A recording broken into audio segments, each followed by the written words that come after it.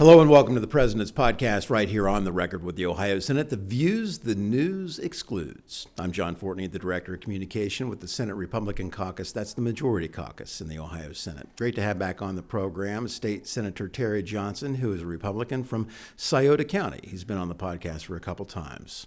Great to have you back on.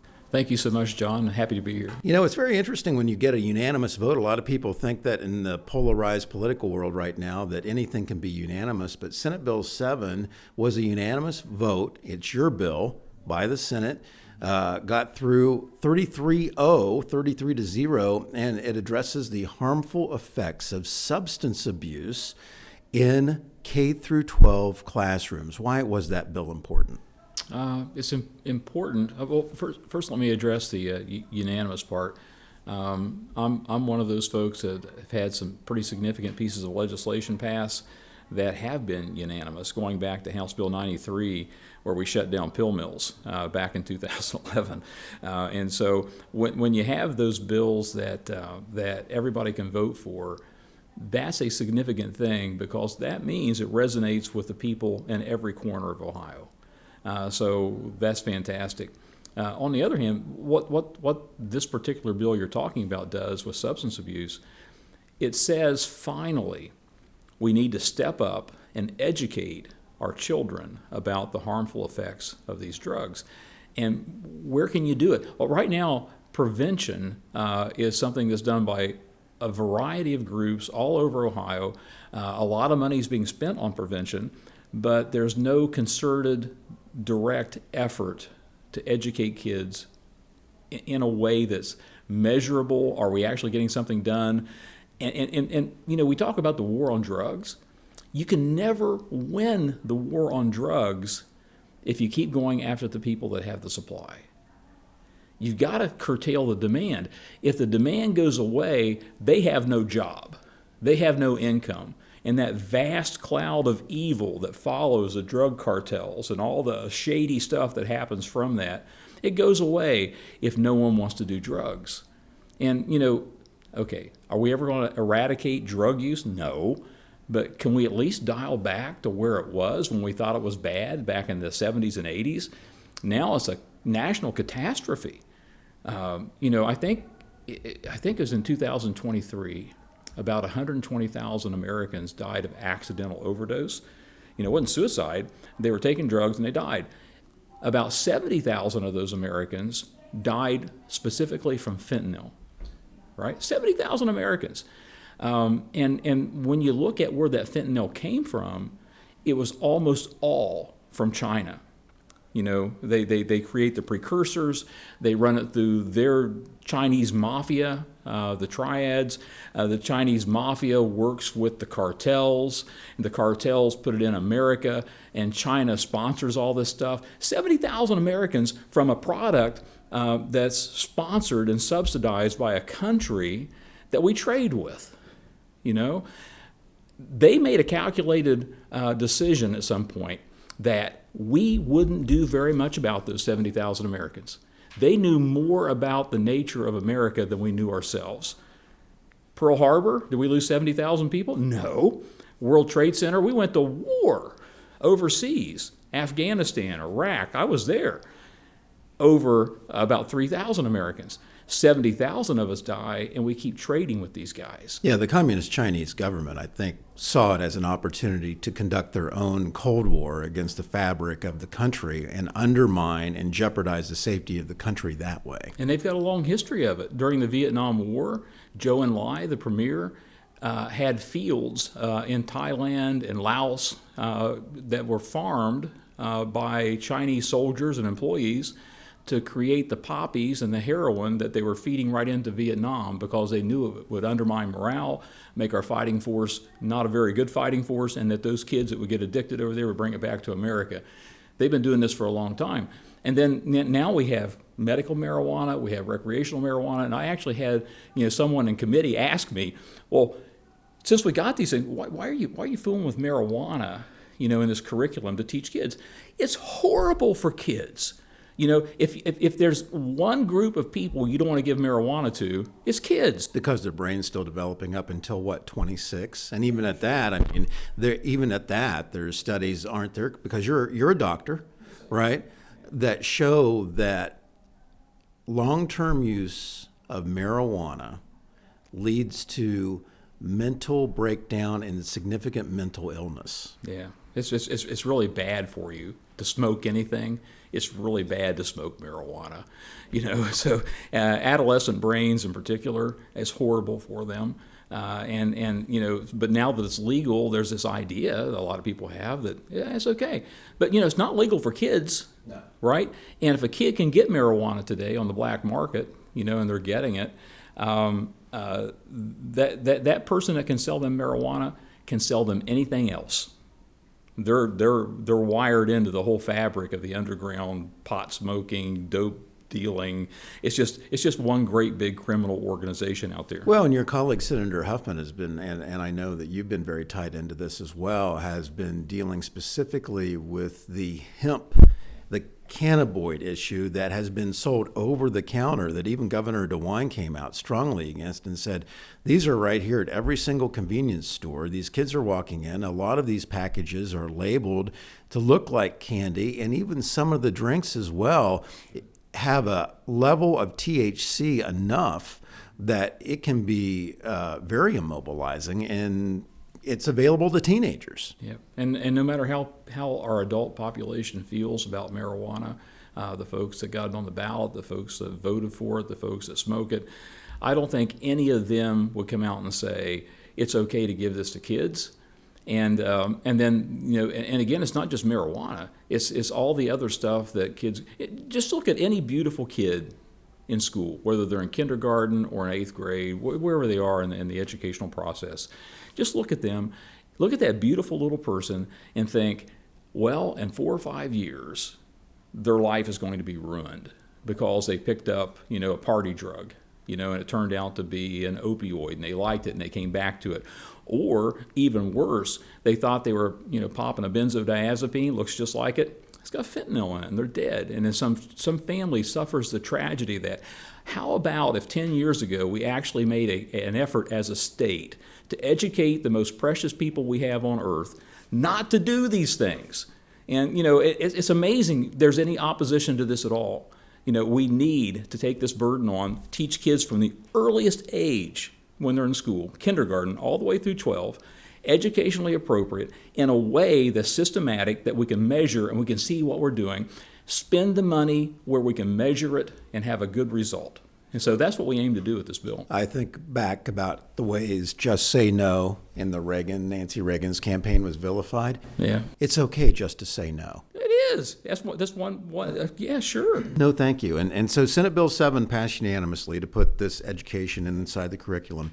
Senate Bill 138 was passed this week, modifies the drug addiction mental health laws involving recovery centers. And this is very near and dear to what you've been working on now for several years in your district. In the last General Assembly, there was the Community Revitalization Committee that specifically took a look at what is working and what is not working regarding addiction treatment, especially in southern Ohio and also across the river into West Virginia, where a lot of this pill mill and opioid trafficking really started.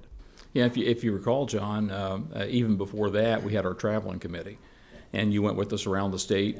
And what precipitated that was looking at the problem getting worse and worse and worse, and our state spending countless millions of dollars on this.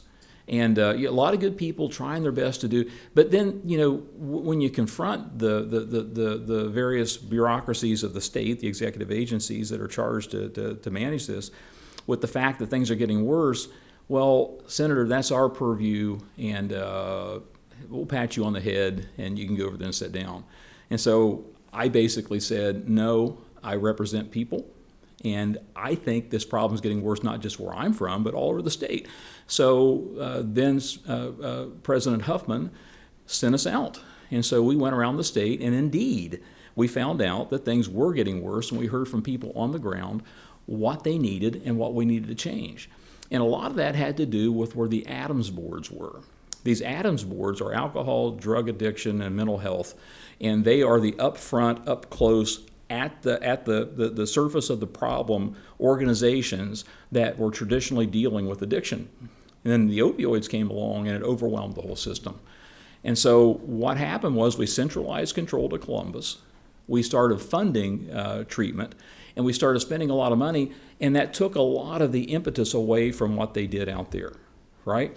And then everybody's got a stake. The providers, vitally important to getting people better, they had a stake. The ADAMS boards felt like they were being marginalized and they couldn't do their job. And then the centralized organization, OMAS, felt like they had a major stake in this, and they didn't really appreciate, in my opinion, what we were trying to achieve. And so we went around and we found out that indeed something had to be done differently. We could do better. And there was a lot of contention. We put a lot of that in the budget, and the rest of it, once we did that and started the conversation, we actually brought all the parties together, and that's culminating in the bill we've got right now that just is at the Senate level. We need to get it over to the House, and that'll rein things in, like these out of control housing schemes that, you got to have recovery housing for people to get well. But there's so much money being thrown at this federally and from the state, we've got to have those places inspected, certified, and make sure, there are two entities here that we've got to take care of. First and foremost, if someone wants to get well, we've got to provide high quality treatment that works. For the appropriate amount of time as well. Because that was one of the things that I thought really stood out from some of the hearings that we held around the state of Ohio. And you really drilled down on this, that if the standard treatment program is 12 weeks, but it's not long enough to totally get the person off that, and then they're discharged from the program, and what do? They go back right to reoffending and using again. And if you live through the process, you can come back and get treated again. If you live, right. Yeah, and we don't know where they're going, what they're doing. And so there was a lot that had to be done. So we've got to take care of that person that wants to get well. We owe it to them as a society. But we also have to take care of the taxpayer. So if you're just spending money and thinking you're doing a good job, that's not good enough for me. It's not good enough for the people right now who've had their backs broken by the national economy and property taxes and all the different things we spend money on. Here we're looking at another budget that's got $1 bazillion we're going to spend. We've got to be better stewards of the money for the taxpayer and for the people that actually need the treatment. Yeah, results matter. And one thing that, if you still read a newspaper, I know I do, but I always look at the obituaries. And I don't think I'm wrong in saying that it's troubling when I see more and more teenage deaths, 20-something deaths, with no cause of what happened at the end. And it makes you wonder, I bet this was another overdose death. It's troubling. Could well have been. And there are just a lot of things that are going on right now that aren't right, and the people expect their leaders to address these things, and that's what we're trying to do with these bills. Yeah, and as you were talking about the fentanyl from China, national security is a big issue, what the communist Chinese government has been able to do and infiltrate in this country. You have another bill, Senate Bill 180, that prohibits the purchase of unmanned aerial vehicles, also known as drones, made by a foreign enemy. And it seems so simple, like we actually have to have a law about that, but this is significant. These are dangerous times. Well, and we've got some inertia going here because one of our great foreign adversaries, and I go as far as calling them an enemy, but I guess that's kind of radical in America to call communist China an enemy, but they certainly consider us their enemy. So I go further than adversary. I call them an enemy. But they had a program not so long ago where they went to police agencies all over the country and said, you know what, we get these drones that we'd like to furnish for you, for training and surveillance and things you might want to do. Are you interested in it? Because we'll give you a really good price. And those police agencies all over the country said, yeah, we'd love to have those. Well, it turns out that, they had embedded software that the police agencies didn't know about, and they basically mapped all the areas they wanted to map around some very sensitive American facilities. Sure. That's what China does. And, we're like, hey, that's cheap. And then, if you had a certain computer that's made in China, you don't know what's in that software. As far as what China will do, we're going to talk about grid security, I hope. But they, during the last years of the Trump administration, decided to pull one of these gigantic transformers off of a barge and take it to, I think, Sandia Lab, and they found a kill switch in it. So it's a critical piece of infrastructure that was going to a major area, and it turns out that China could just send a signal and shut it down and shut the whole grid down where that thing was. And create chaos. And you've really fought hard over at least the last budget, if not 3 years or more, about protecting our grid here at home and basically not only protecting the grid, but farmland and military installations by prohibiting the sale of property to a country that is viewed as an enemy of the United States.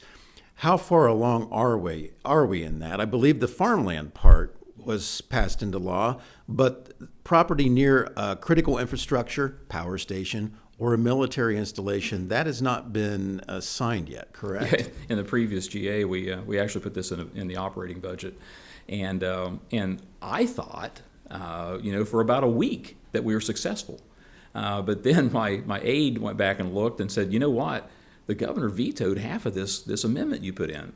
Half of it was farmland. The foreign adversary, including Communist China, can no longer buy our farmland. That was left in. But there's another portion that just blows my mind. I never in a million years thought it would be vetoed, and it was like the part that said a foreign adversary cannot buy land up against a military installation in the state of Ohio. Seems like that's a no-brainer, doesn't it? And it was vetoed because of potential unforeseen economic consequences. And I did not get a call about it. I found out about it serendipitously, after I had thought we were successful. So what did I do? I came back the very next week, and we started working on, a standalone bill. And so now we actually got it through the Senate last time. It goes over to the House. It sits over there. And then the House, we got some great people working on this over there. Representatives King and Kloppenstein had the same bill. It had about 5 hearings, did not make it to the floor. Ours had a couple of hearings, did not make it to the floor. I am convinced, I know in my heart, that had it gone to the floor of the House, it would have passed overwhelmingly. And you're going to have to look. People out there are going to have to look and see why that didn't happen. And I tell you what, there are a lot of people that have some hard questions to answer about that. But we're back this time. We've got the bill again. New GA. Both sides again. And we've got to get this done. We cannot have foreign adversaries being able to, set up shop next to a dam, next to a bridge, next to, a power generating facility.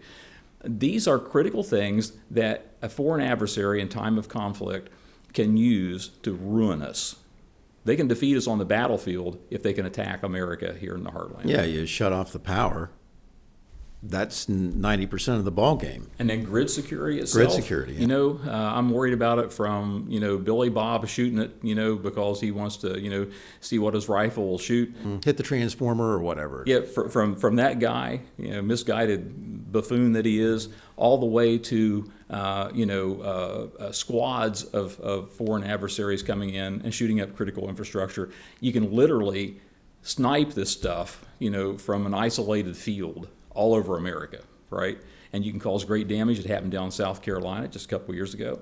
I'm concerned about cybersecurity. Like we were talking about, them being able to hit a kill switch and knocking out a transformer that they manufactured. What are they doing manufacturing our transformers? What kind of knuckleheaded thing is that, that we let a foreign adversary make a critical piece of infrastructure? That's part of the beauty of the tariff issue that the left hates so much. It's interesting why they are fighting so hard for the communist Chinese and the government right, of China, and not saying we need to make things here at home, because not only is it economic security, it's a matter of national security as well. It is. And then you look at the big threat. A smaller country, a proxy country like North Korea or Iran, can do more damage than we were worried about from the Soviet Union, or right now Communist China, with a different nuclear device that's designed to emit an electromagnetic pulse. And so 5 or 6 of these little things shot at strategic areas of America. And how would they do that? Well, look at all the cargo ships that are setting off of our shores, waiting to be unloaded. Well, what if you had one of those cargo ships that hadn't been inspected yet? It rolls up to the shore, top pops up, and it's got a missile in it. Bam, over it goes. There goes the West Coast grid. Your car doesn't start. That's right. Your lights don't work. Nothing works. And then people say, well, what's the big deal in that? Well, within weeks, a lot of people start to die. Within a month or two, if we can't restore the grid, and how can we do that? Because all that critical infrastructure is manufactured overseas. A lot of people start to die. And if it drags on, for almost a year, about 90% of Americans will be dead. Now, right now, anybody that heard that, look right and left at your family and realize that probably all your family is at risk. And we've had a solution to this for a long time. Back, around 2000, they did a study about how to harden the grid and what we could do to secure this. And then under the Trump administration, they revisited it because it didn't happen. We could have invested. How much money have we squandered in America? And we could have secured our grid. We're starting to learn now through DOGE, the Department of Governmental Efficiency, and we had Congressman Balderson on, of course, former member of the state Senate, and Congressman Rulli on recently. And it's really staggering and quite angering to see the hundreds of billions of dollars that have been funneled off to non-governmental organizations, NGOs, and a significant amount of that has wound up with political parties far to the left, right? That's right. With the DNC. And John, I'd also like to mention that it's not just a weaponized version of this effect that we have to worry about. In 1859, something happened in America. It's called the Carrington effect, and there was a X5 solar event that took place. And we were caught in a solar storm. It blasted our hemisphere. And back then we had telegraphs. People could see sparks flying along the telegraph lines. People that were operating the telegraphs got blown away. If that happened today, and remember, was it just last year we had an aurora borealis all the way down in southern Ohio and into Kentucky?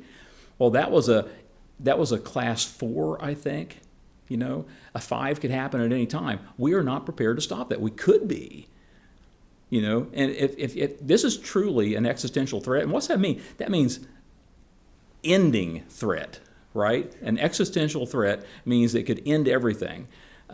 We could actually defend ourselves against that, cybersecurity. We just need to step up because our adversaries perceive this as our major weakness, and we need to address it. If they think they can end us with this, or just threaten, we could shut you down.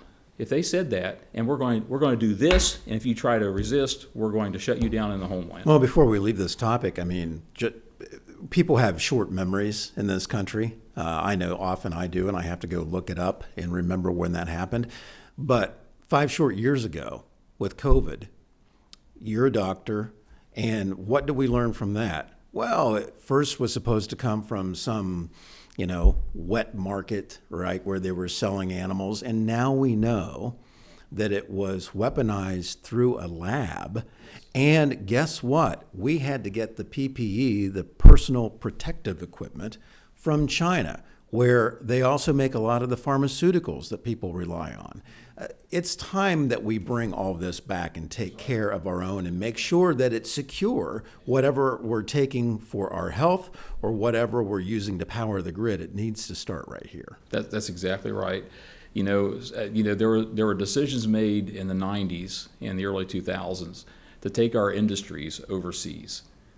Well, when they did that, they actually hurt every working class American that we have.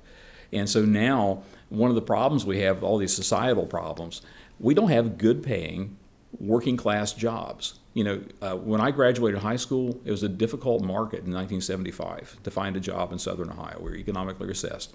But, a lot of people in my community went to Houston. Booming area in the 80s. And you could find a job anywhere. Throw a rock, walk over to where the rock hit, and they'd sign you up. Good paying job. Good paying jobs. You can find them. But now, if you're a working class citizen, you have a hard time just walking into a job for 4 or 5 years. Or ideally, what we like to have, my uncle Don came back from World War II, moved from Adams County, Ohio to the Dayton area. He and his wife worked for Philco, and had a fantastic career. He raised his son over there, and it was just a working class family that thrived and got ahead. We don't have that in America today. And so not having that easy access to good jobs like that makes it so that families break down and they can't take care of themselves, and we have all these societal problems we have. And a lot of it begins with education.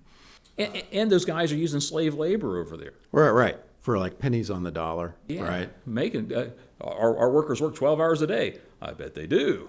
Right. What's their alternative? Well, I've always said that I thought that most people, maybe I'm, speaking out of turn here, but I'd be willing to pay an extra $2, $3, whatever it may be, because I'm a label reader.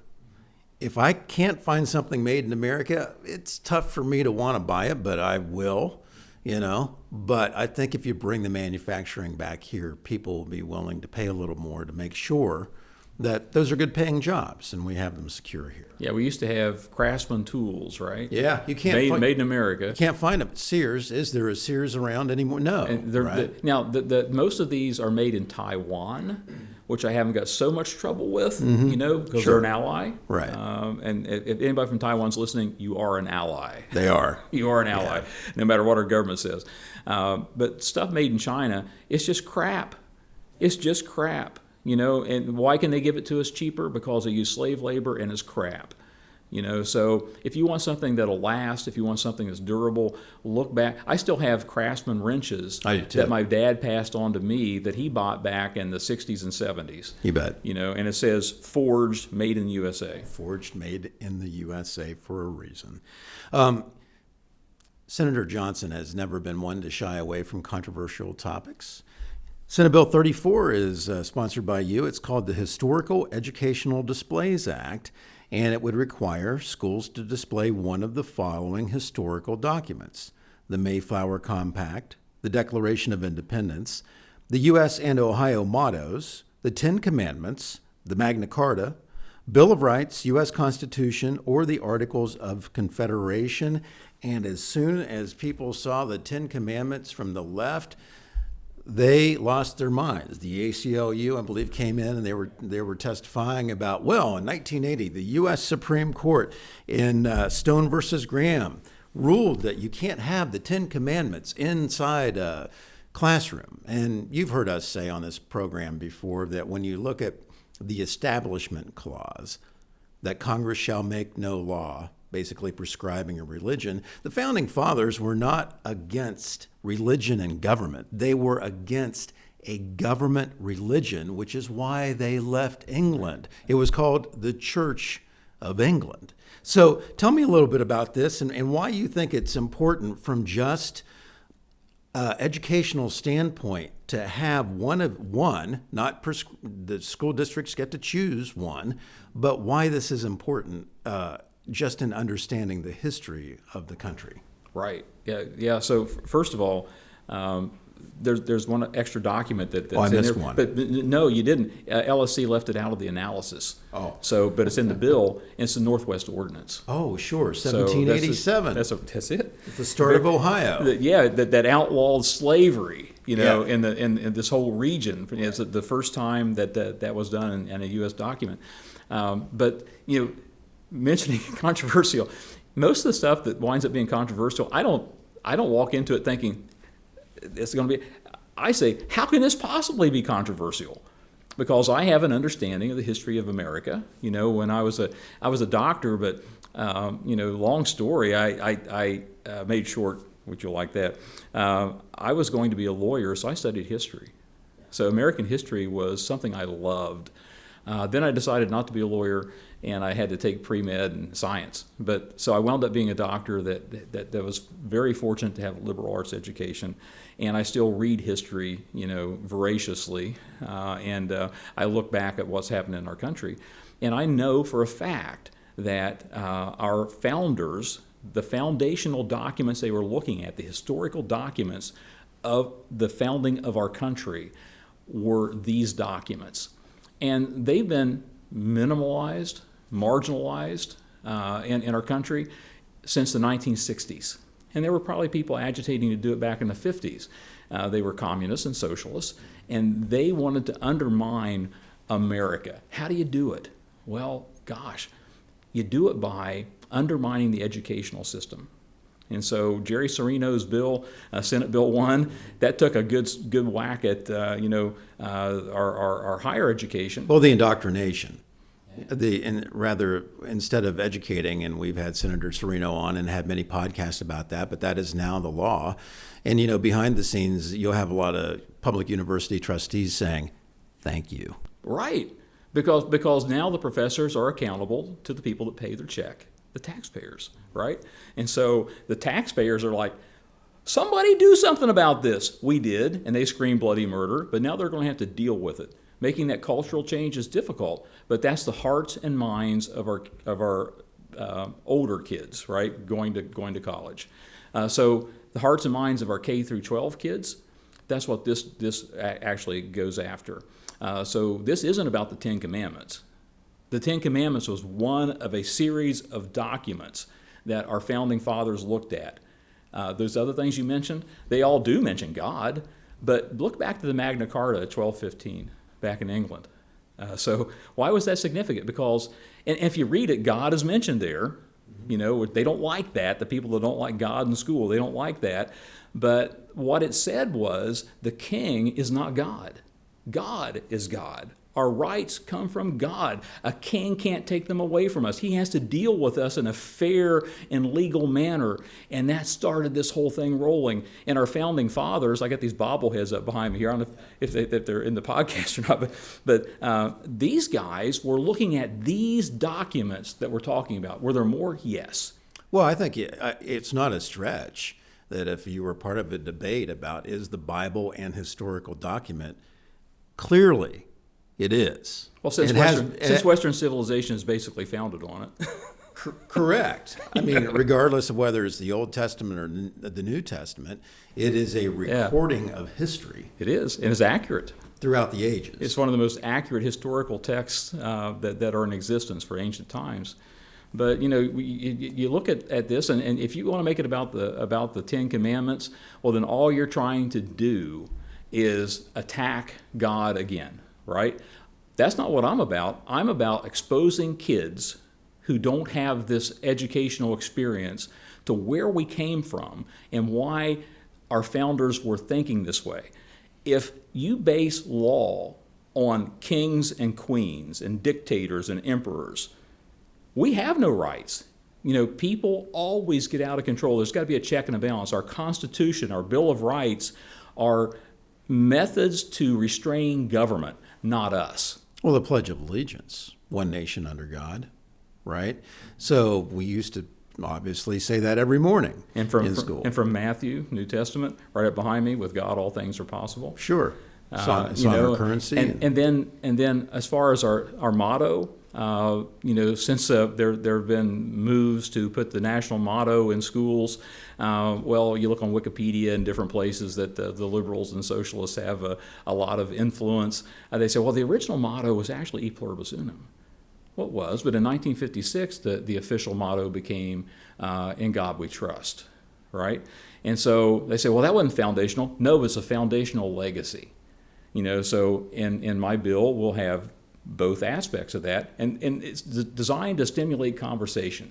So if a kid sees this hanging on the wall and the teacher wants to address it in social studies or a political science class that they're going to have in high school, then that stimulates conversation, and kids can talk about it, and they can understand that these were things that are important to our country and why. Knowing something about more more topics, more documents is part of the educational process. And this isn't Bible class. No. There's many different documents that could be discussed, including the Articles of Confederation. And I dare say that if you asked any sophomore in high school what the Articles of Confederation are, they probably wouldn't know. These are things that, from Ohio history class, U.S. history class, starting all the way back, I think it was in the 6th grade through my junior year in high school, you had history classes and you had to learn about these. I almost went back to the Albany Council, with Benjamin Franklin, which actually spawned the Articles of Confederation. But you got to draw the line somewhere. So we got 10 documents here, depending on it's 9 or 10, depending how you count it. But the school board can pick from these like 4 or 5 and put them up, and they don't have to put the 10 Commandments up. If they don't like it, they don't have to. If a school board and a community says, yeah, we consider that important where we live, it can go up. What's unfair about that? What's controversial about that? Unless you're making a lot of money from donors and you can stir up people with this stuff because they don't focus on anything that's actually real about this. It's the way they do. And they misrepresent the Establishment Clause and the 1980 U.S. Supreme Court case. But it's also a very gray area, but those cases were only dealing with basically one thing, and that was the 10 Commandments. Yeah. And this is an historical document, Bill. It's had one hearing, hasn't it? Indisputably. It's a historical foundational document of the United States of America. So we're one hearing in, is that right? In the committee, you've had one hearing on this? Yeah, so it's in the Education Committee. It's working through the process. Yeah, make sure reach out to send an email, send a letter. Love to hear from the public about that issue. Final thought here as we work through the end of the current operating budget, developing a brand new budget, of course, for the fun time for the us. next 2 fiscal years. Yeah, a lot of hearings going on. The governor rolled out his budget plan. The House rolled out their version. We've been working on ours for a few months as well. I guess what's most important to you? What's your most important message to your constituents about Ohio's budget? Because it does have to be constitutionally balanced and then passed by the end of June. Yeah, and so just to understand what our budget is, because the budget that we hear about on TV is the federal budget. And when COVID dollars flow in like they did, it's like, the government must just have an endless supply of money. They don't. That's what drove inflation. The federal government has no money. It's your money, right? And if it's not your taxes, it's money borrowed against your taxes from a foreign adversary like China, right? So they can print money, and they did. And when you increase money supply the way they did, that is instant inflation, and that is a backbreaker for the working class citizen in the United States because, people kept putting stuff on charge cards. And just kept going, and they're expecting prices to come down. Prices may fall a little, but they never come back down. My dad could, in the 1960s, my dad could buy an automobile for about $1,500. A house cost $30,000. Where can you find that now? A brand new car, a brand new house, nice enough to have a family in. Those prices never go back to where they were. Inflation takes your wealth. And when the government irresponsibly prints money the way they did, well, that's what happens. In the state of Ohio, we have no printing press, right?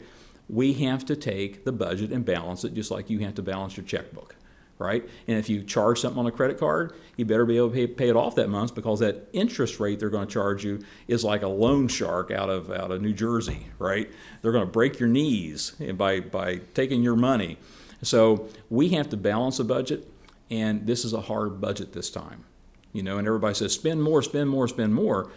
We have so many worthy things that we'd like to spend money on. It's our job to have to pick and choose and come up with something that we can afford. And that's an alien concept to a lot of people that just want to spend more and more. Well, fundamentally, would you agree that our caucus, the Republican Caucus, fundamentally at a basic level believes that it's your money first, not the government's money? That's why we keep trying to give it back through tax cuts and, not raising fees and making Ohio more competitive for licenses, to bring people in by not charging so much for them. But if the federal government rights itself, and we unleash a great national economy, no one on earth can actually outcompete us. How do you want to see all that deficit go away? You just have to let America be America. And in other words, we need to think of ourselves first, then we take care of ourselves, and the beacon of democracy and hope in the world will burst forth again, and then we can afford all kinds of things we can't afford today. The taxpayer, gives us money, and we have to apportion it out to all these different places. If more people are working and have great jobs, that's where you start to see all the sidewalks start to look better in places that are in backwater Ohio right now that have been neglected. Everything gets better when we have great jobs. And so we're trying to bring industry, we're trying to be more business friendly, and we're trying to make Ohio a better place to live. State Senator Terry Johnson, insightful as always. Great to have you on the program. Thank you. My pleasure. Thanks for tuning in, and we'll see you soon.